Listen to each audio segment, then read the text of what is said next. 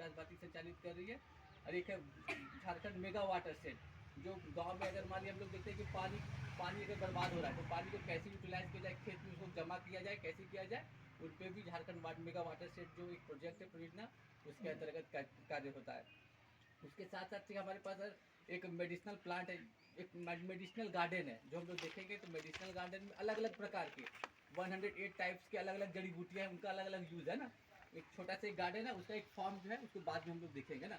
एक छोटा सा एक मतलब यहाँ पे डेमो के रूप में रखा गया है, और उसी का पूरा जो फॉर्म है वहाँ पे विस्तार रूप में किया गया है। एक फिर हमारे पास जो CFC सेंटर है, कॉमन फैसिलिटी सेंटर है, उसमें जो आसपास के जो ग्रामीण जो उत्पाद होता है ना, उनको लेकर के फूड प्रोसेसिंग यूनिट है, वहाँ पे अचार, जैम, जेली है ना, इनका प्रोडक्शन यूनिट है। उसके साथ एक हमारा अपना गौशाला है, जो डेयरी यूनिट है, वहाँ पे भी है ना अलग अलग प्रकार के अलग किस्म के गाय रहते हैं, जो ठीक है उनका दूध भी होता है यहाँ पे अपना, जो हमारे संस्था में सारे लोग यूज़ करते हैं।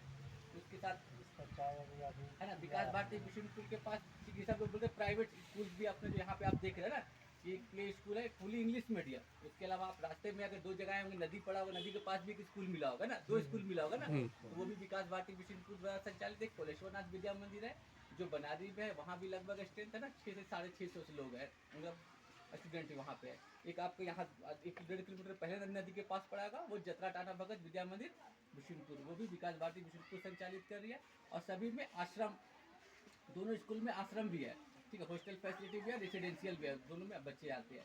इसके साथ साथ ठीक है हमारे पास एक कैंपस है, ठीक है, जिस कैंपस में भी आप रह रहे हैं ना, ठीक है, उस पूरे कैंपस का नाम है ज्ञान निकेतन परिसर, है ना।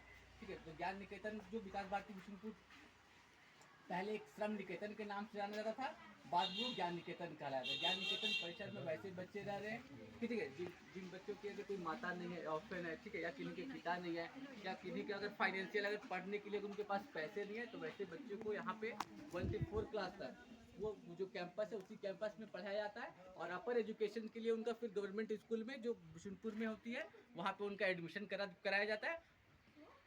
और 10 तक अपना यहीं पे उनकी शिक्षा, जो उनके रहने खाने का जो शुल्क होता है ना, किसी प्रकार का कोई शुल्क नहीं लिया जाता है।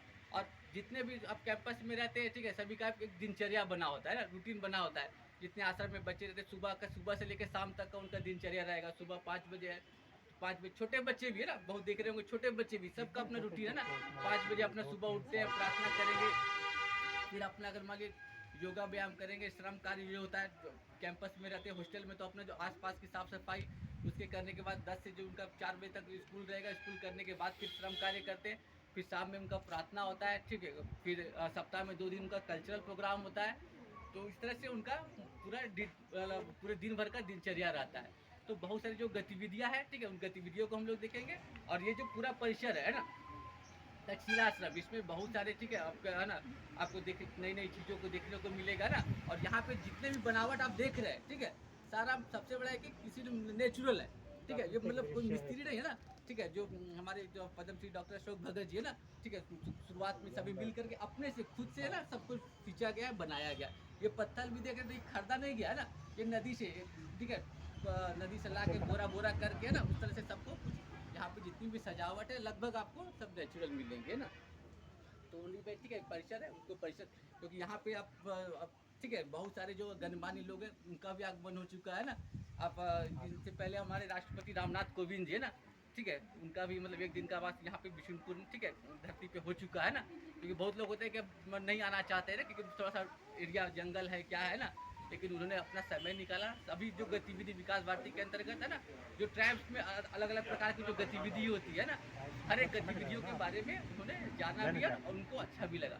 उस तरह से बहुत सारे जो मतलब गणमान्य आके देखते हैं, क्योंकि अगर मान लीजिए, क्योंकि आपका भी सब्जेक्ट है कि जनजाति लोग रहते कैसे है ना, तो उनको उनका अलग अलग चीज़ है, उनको यहाँ पे हम लोग है ना मतलब आप भी देखेंगे, ठीक है, कि आसपास जो गांव में लोग रहते हैं, ठीक है, उनका रहन सहन आज भी आसपास के ऐसा नहीं है ना कि जैसे बहुत सारे गांव हो गया कि डेवलप हो गया ना, तो आज भी मतलब अपना जो खपड़ा का घर है, ठीक है, रहने का है ना, जो अपना एक ठीक छोटा सा जैसे बकरी का हो गया ना शेड है ना, तो उस तरह का आज भी परिवेश यहाँ पे है, दिखने को मिलता है ना।